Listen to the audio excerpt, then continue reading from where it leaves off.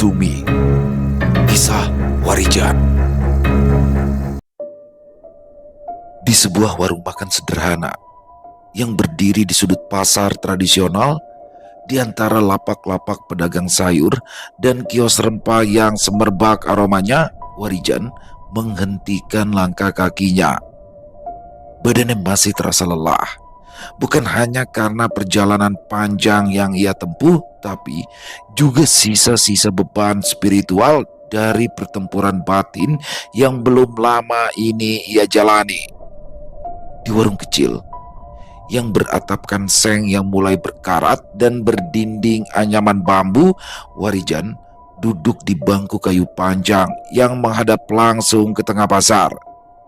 Matanya mengamati orang-orang dengan wajah yang terlihat lelah, yang hari itu sangat sibuk dengan kegiatan mereka masing-masing.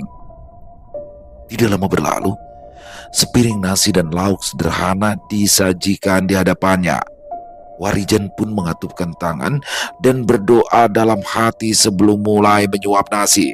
Namun, ketika dia mulai memakan nasi yang dipesannya itu, Warijan mulai merasakan adanya keanehan pada suapan pertamanya. Selain rasa makanan yang terasa hambar, dia juga mencium aroma tak sedap yang membuat selera makannya menghilang. Warijan meletakkan sendok yang digenggamnya dengan perlahan, sementara matanya mengamati nasi di piring dengan seksama. Tidak ada yang tampak aneh.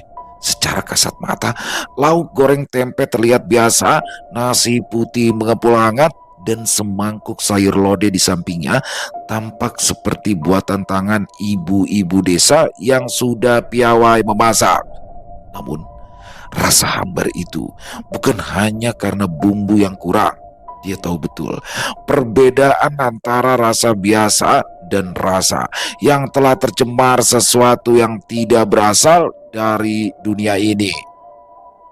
Aroma tak sedap yang menyeruak itu bukanlah bau basi atau lauk yang kadaluarsa, itu lebih mirip seperti bau kain terbakar yang tercampur dengan daging mentah samar namun menghujam ke dalam perut, membuat bulu kuduk Warijan berdiri. Sekilas dia sempat berpikir bahwa penciumannya masih terganggu karena sisa pertempuran spiritual beberapa hari yang lalu. Tetapi semakin dia mencoba mengabaikan perasaannya, semakin kuat rasa itu mencengkram. Warijan menoleh perlahan ke arah dapur warung. Dia merasa ada sesuatu yang janggal di sana. Asap dari tungku kayu bakar yang biasanya beraroma harum justru kali ini mengandung nuansa getir, seperti serpian arang yang terbakar tanpa nyala.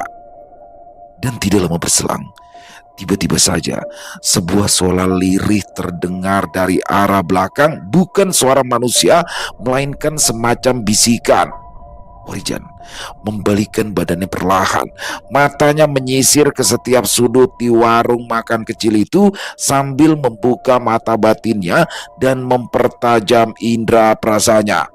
Benar saja, ketika mata batinnya terbuka, dia melihat sosok kecil dengan tubuh kurus kering seperti kulit yang menempel langsung pada tulang. Wajahnya pucat, dengan mata yang bolong hitam, rambutnya terlihat putih dan sangat panjang. Sosok itu menatap lurus ke arah Warijan dan mulai menyadari jika ada orang yang mengetahui keberadaannya. Hawa dingin perlahan merambat dari arah makhluk itu dan membuat Warijan menghela nafas panjang. Tekanan energi hitam mulai terasa yang membuatnya langsung memperkuat pagar gaib untuk melindunginya dari serangan halus tersebut. Sosok makhluk itu masih terlihat duduk di sudut warung, tatapannya terasa tajam, seolah meminta Warijan untuk segera pergi dari tempat itu. Namun, Warijan yang sudah terbiasa menghadapi makhluk-makhluk gaib kiriman mulai membalas serangan halus yang dilancarkan makhluk itu. Dengan ajian Sindung Geni, dia mulai mengurung sosok makhluk gaib yang diyakininya memiliki tujuan untuk menghancurkan warung itu.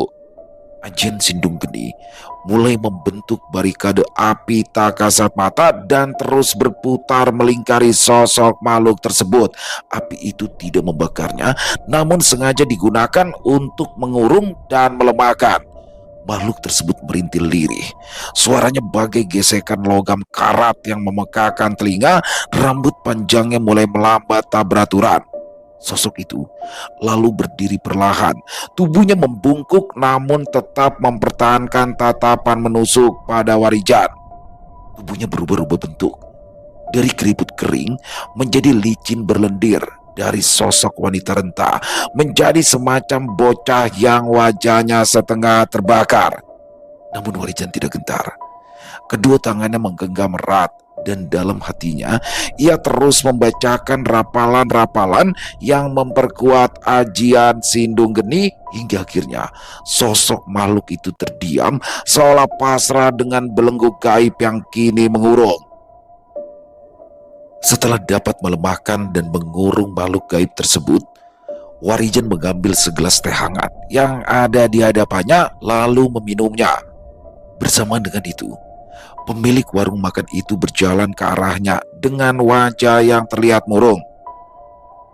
"Yang ndak enak, sayurnya apa nasinya ya mas?"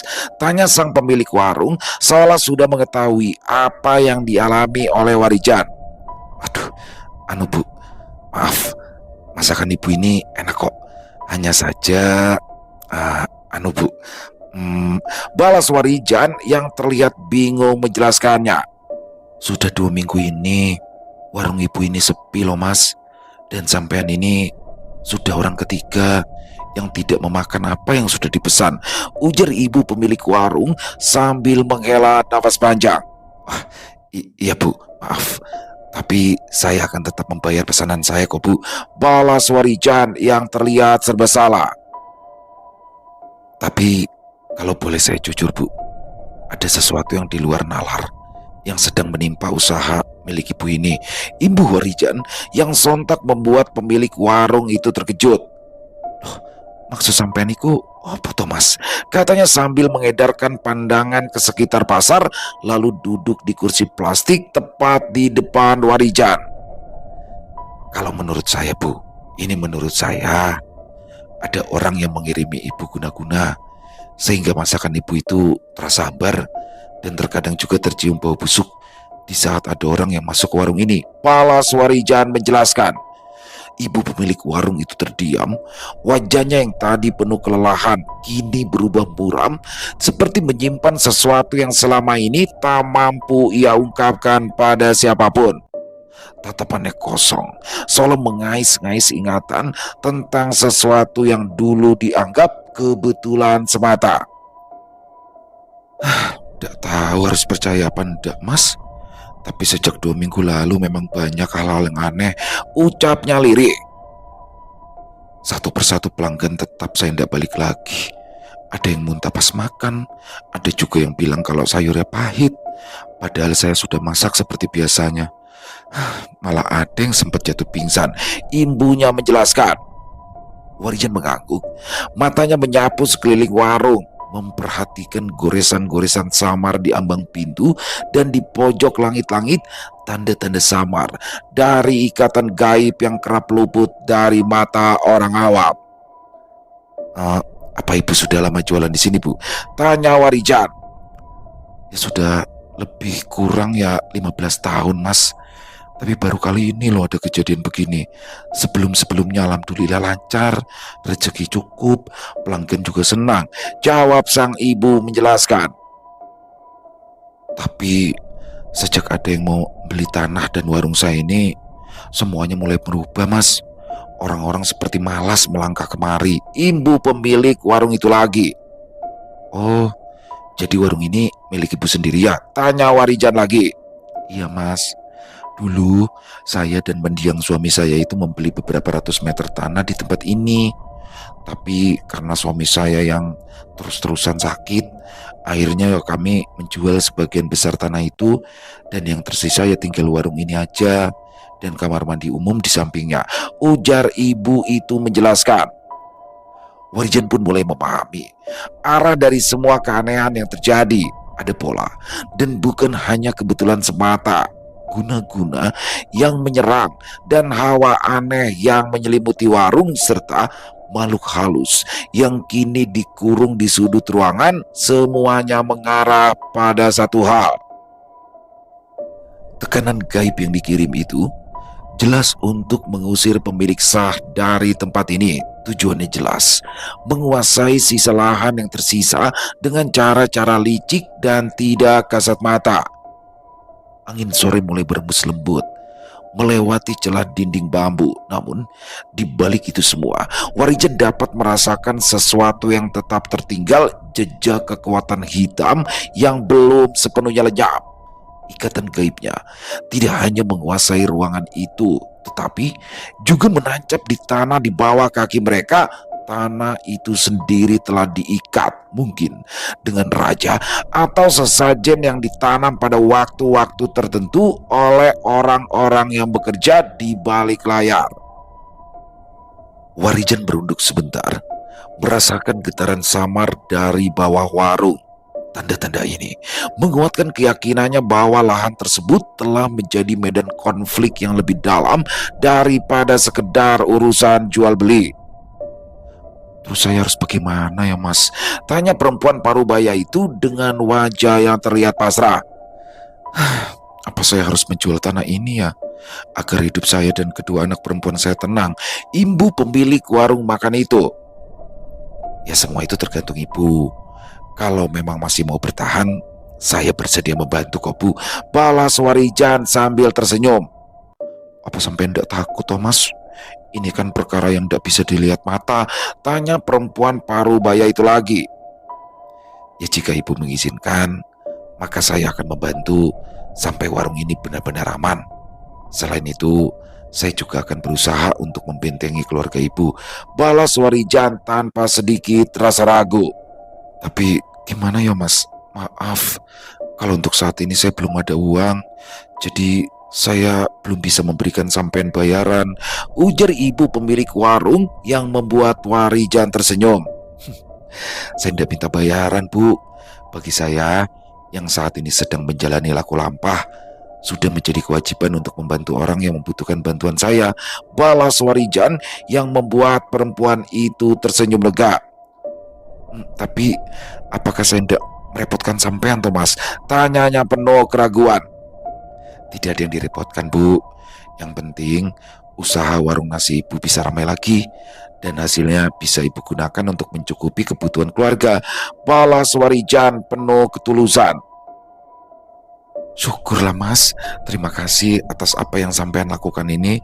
Semoga kebaikan sampean itu dibalas kebaikan lainnya oleh Gusti Kang Moho Ageng, ucap sang ibu dengan mata berkaca-kaca. Oh ya mas, nama sampean sopo dan sampean ini asalnya dari mana? Wah, nama saya Warijan bu. Saya ini berasal dari desa Karanggading, balas Warijan menjelaskan. Walah Warijan, perkenalkan nama saya Sumi. Sampean ini asalnya jauh ya. Kalau begitu sampean nginep aja di warung, biar nanti malam ibu kirim masakan yang ibu masak di rumah, ucap pemilik warung makan yang bernama Bu Sumi itu. Malam pun datang menyelimuti pasar tradisional itu. Suara manusia menghilang satu persatu, tergantikan oleh gesekan bambu dan suara binatang malam. Warung milik Bu Sumi tertutup separuh, lampu pijar kecil bergantung redup di salah satu sudutnya. Setelah Bu Sumi pulang, Warijan duduk bersila tidak jauh dari tempat makhluk gaib yang tadi dikurungnya, tepat di sudut warung yang remang. Sosok itu masih terdiam, namun bukan berarti ia tunduk. Sosok itu tidak bergerak, tapi dari matanya yang samar memendar dalam gelap tampak jelas bahwa makhluk itu masih terus mengawasi, mengukur dan menunggu. Aura panas terasa menusuk, bercampur dengan udara dingin malam khas pedesaan, seolah membungkus ruang kecil itu dengan tekanan yang tak dapat dirasakan oleh manusia biasa. Warijan menatap makhluk itu. Di matanya, entitas tersebut bukan sekedar jelmaan, tapi perwujudan dari dendam yang dipelihara. Warijan tahu jika makhluk ini bukanlah makhluk sembarangan. Dia adalah sosok kiriman yang bukan hanya untuk mengganggu, tapi untuk mencengkram lalu mengikat tempat itu dengan kehendak tuannya. Warijan mengangkat tangan kanannya, membentuk gerakan menyerupai sebuah simbol pengendali dalam tradisi ilmu sejati. Dia mulai merapal mantra dari ajian Pambungkem Sukma yang belum lama ia dapatkan dari Aba Uta. Ajian itu tidak untuk mengusir, tetapi untuk menundukkan. Dia tahu dalam dunia gaib yang dikalahkan dengan kekerasan tidak selalu hilang, tapi kadang hanya berpindah tempat dan dapat kembali dengan kemarahan yang berkali lipat. Warijan memejamkan mata, meresapi hawa di sekitaran. Suara alam seperti menghilang dari telinganya, tergantikan oleh getaran halus yang berasal dari dalam tanah dan dinding warung yang telah lama menyimpan jejak energi gaib. Tangan kanan Warijan kini bergerak perlahan, mengikuti pola pusaran energi yang terasa menyatu dengan nafasnya. Setiap gerakan jari diiringi bisikan dari mantra ajian Pambungkem Sukma yang dipadukan dengan energi murni yang ada di dalam dirinya. Perlahan-lahan, makhluk gaib itu mulai menggeliat. Tubuhnya seperti menolak untuk dikekang dan berusaha untuk melakukan perlawanan. Sementara itu, Warijan terus memperkuat lingkaran pengendali di sekeliling makhluk itu dan memaksanya untuk tidak melawan.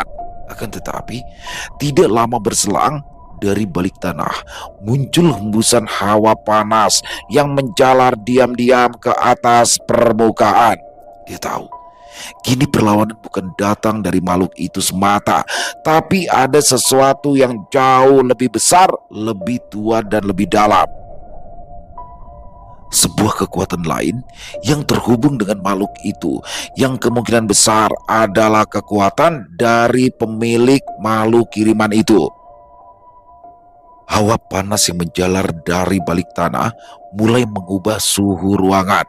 Warijan menyipitkan mata, menajamkan batinnya untuk mengurai arah datangnya gelombang energi itu. Ini bukan energi liar biasa, tetapi sesuatu yang sudah ditata, dirancang, dan diikat dengan tekad yang penuh dendam dan kerakusan. Lingkaran pengendali di sekitaran makhluk gaib yang terperangkap itu mulai bergetar. Gelombang energi tak beraturan mulai menekan ke arah Warijan. Namun hal itulah yang sedang ditunggunya. Warijan memang sengaja tidak memasang pelindung gaib di tempat itu agar sosok pemilik makhluk perewangan itu muncul secara langsung. Di alam sukma, tempat batas antara nyata dan gaib melebur menjadi satu.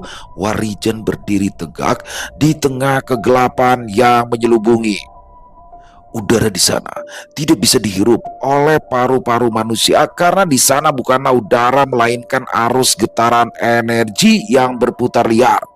Tanah di bawah kakinya tampak seperti lumpur hitam.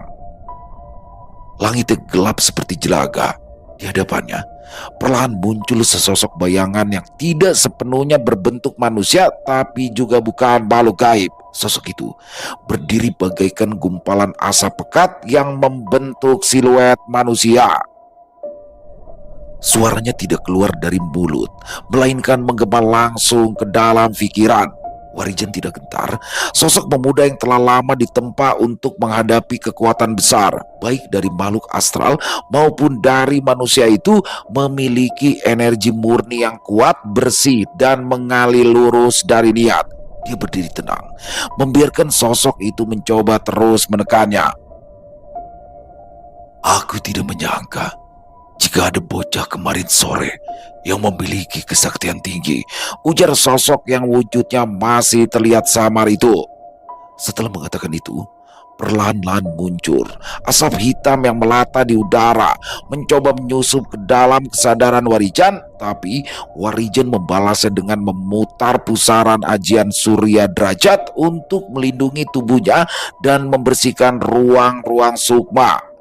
Cahaya kemasan menyebar dari tubuh Warijan, mengusir kabut yang melingkar dan memaksa sosok tersebut mundur beberapa langkah.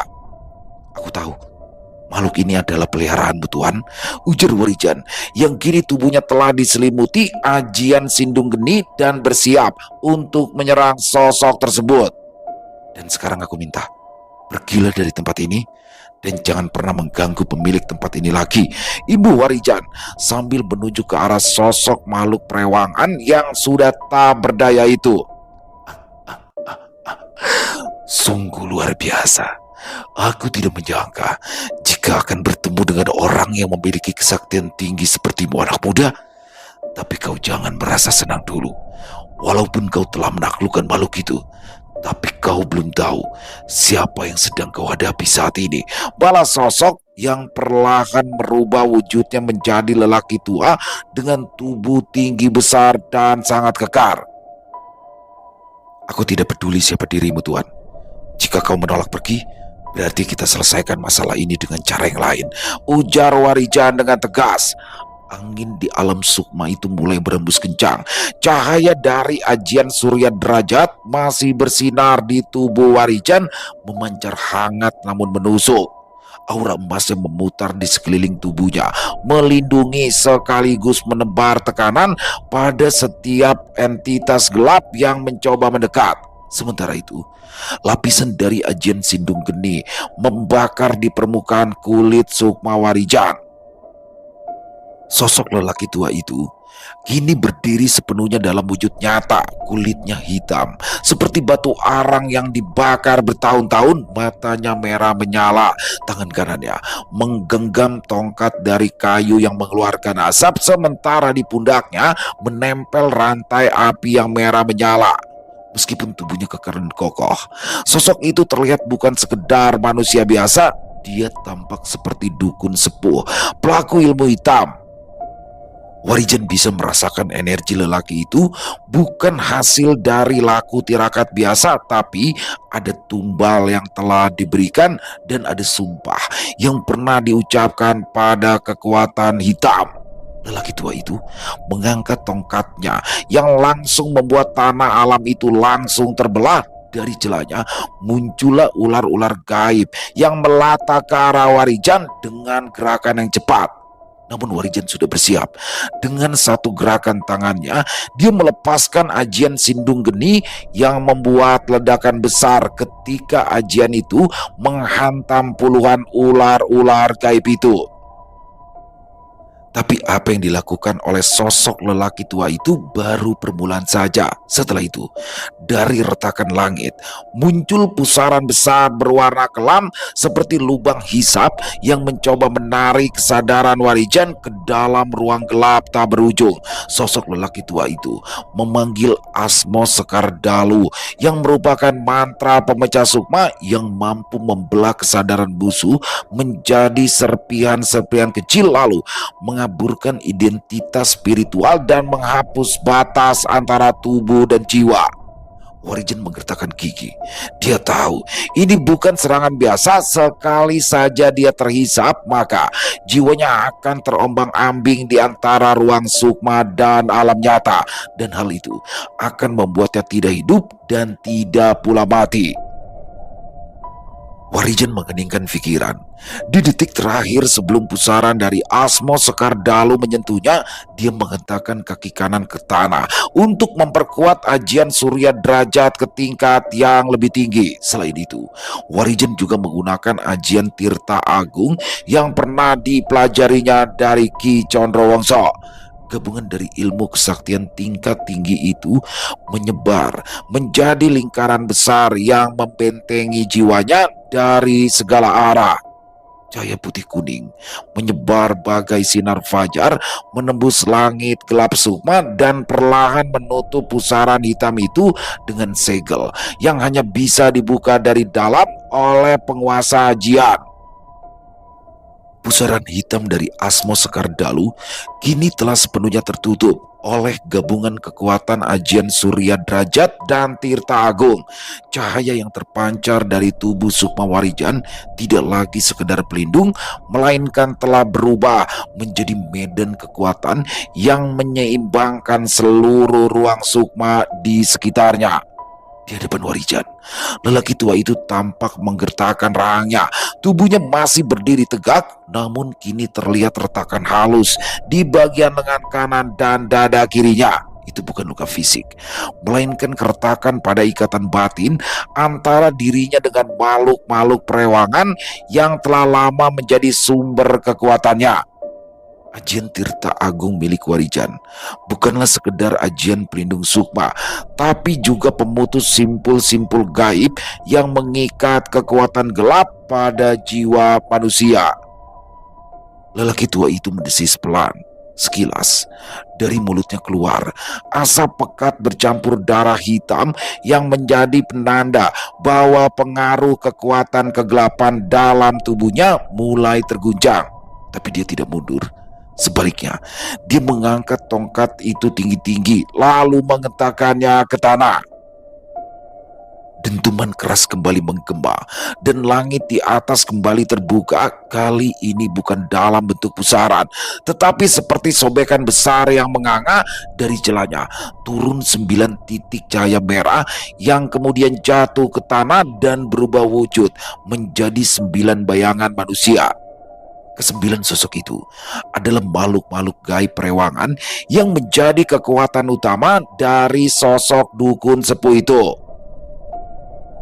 Kesembilan sosok itu terlihat mengenakan jubah hitam tanpa wajah, tanpa suara. Setiap dari mereka membawa senjata gaib berupa tombak bersisik naga, cambuk api, pedang yang berkilat, hingga keris pusaka yang terbungkus mantra pengunci jiwa. Mereka membentuk lingkaran mengepung Warijan. Namun Warijan tidak gentar. Dia sudah mengira jika kekuatan yang dihadapinya kali ini bukanlah kekuatan sembarangan.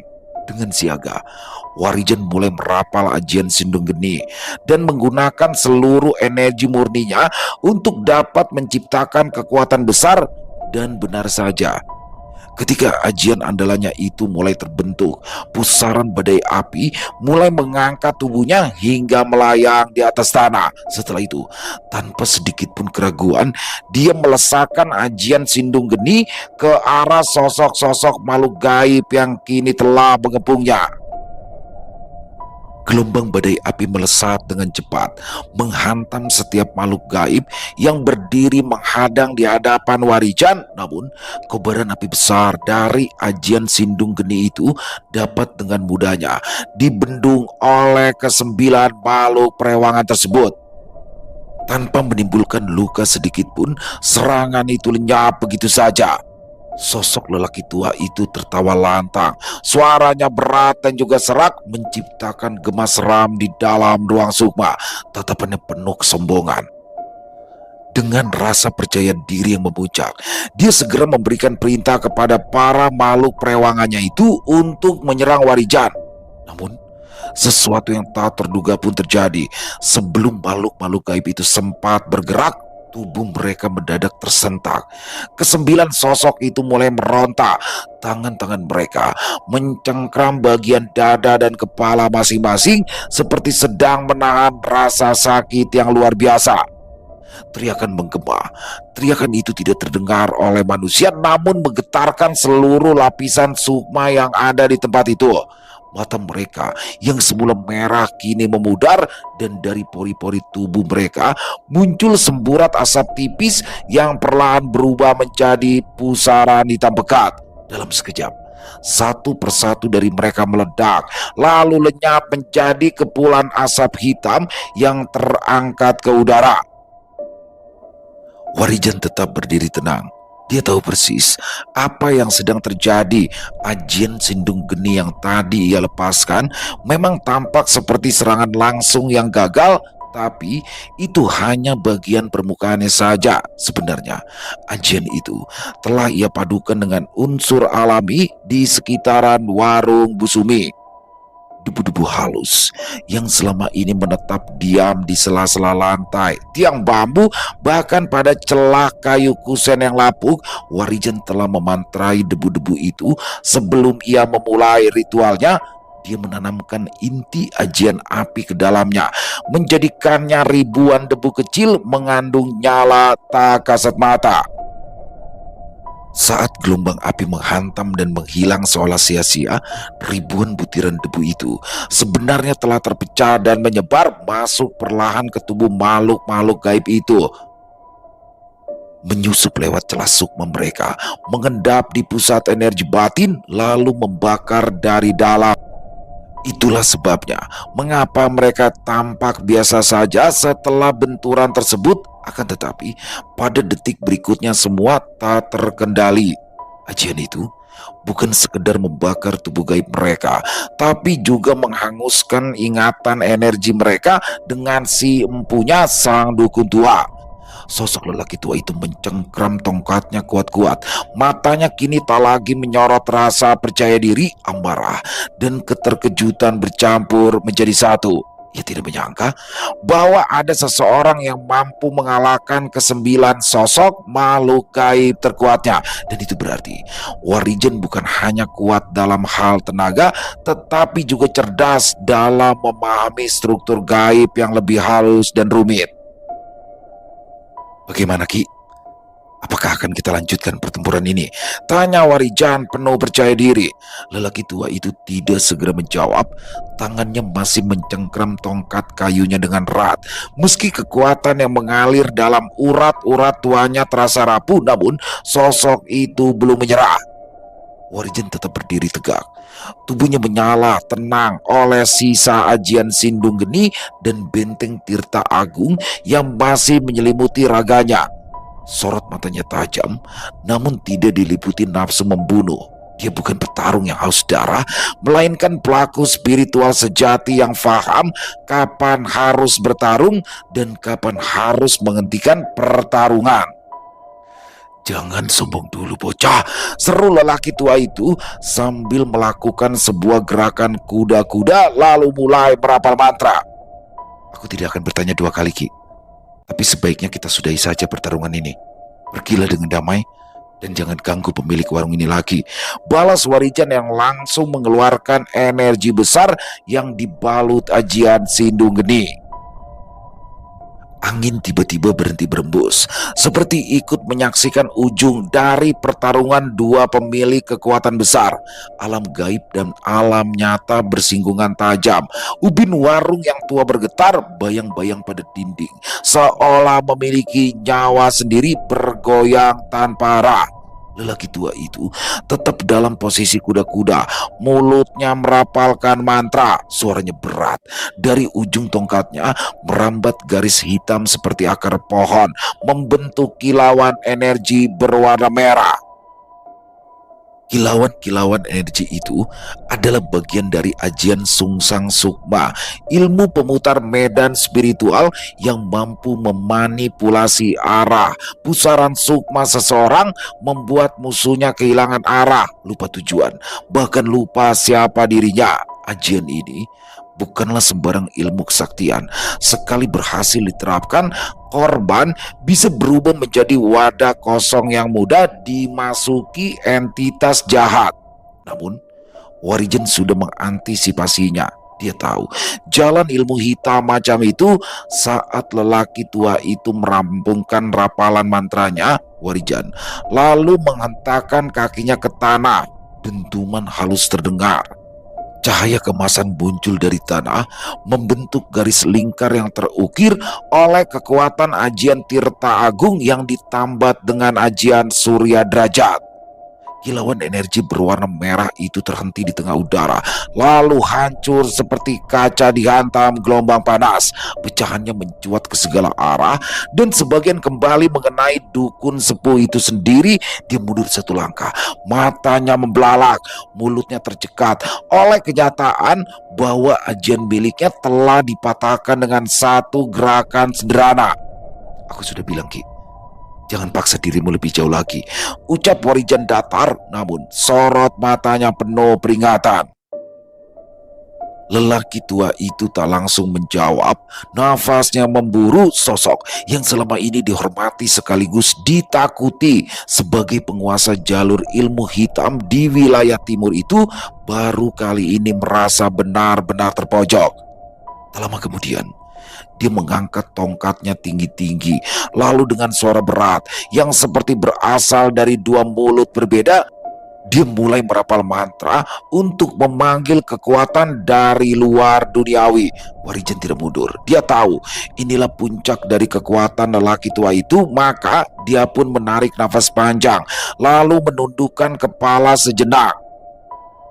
Dari bibirnya mengalir rapalan doa, tapi bukan sekedar doa, itu adalah kunci ajian jagat geni, ilmu yang diwariskan langsung oleh Sudiro sebagai ajian pamungkas di atas ajian Sindung Geni.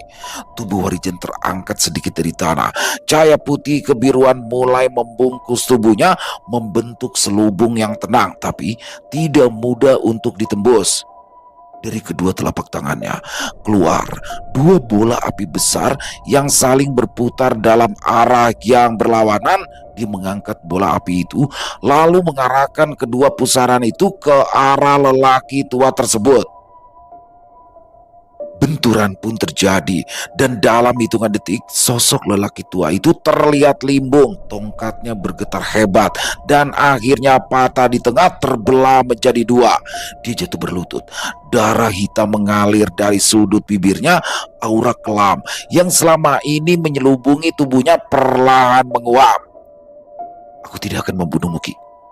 Tapi jangan pernah kau ganggu lagi pemilik warung ini dan juga keluarganya, ucap Warijan dengan tegas. Dengan langkah tenang, Warijan berjalan keluar dari alam gaib tempatnya bertarung, meninggalkan bayangan terakhir dari seorang dukun tua yang kini sudah kehilangan kesaktian, harga, dan kekuatannya yang dulu menjadi kebanggaannya.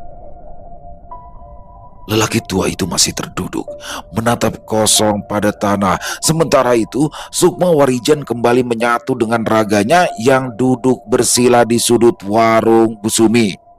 Tarikan nafas panjang ia ambil perlahan, membawa serta sisa-sisa pertempuran tadi. Dia membuka mata, pandangannya jernih, tapi sorot itu menyimpan bekas dari sebuah pertarungan jiwa yang tidak mudah. Dari arah luar, kokok ayam mulai terdengar bersaut-sautan. Fajar sudah naik, kabut tipis menari di antara bangunan pasar yang masih belum sepenuhnya terjaga. Warung kecil itu tetap sama seperti semula, sederhana dan hangat, tapi hawa di dalamnya kini sudah berubah, lebih bersih, lebih ringan. Tak ada lagi getaran kelam yang merayap di lantai, dinding, atau sudut-sudut atapnya.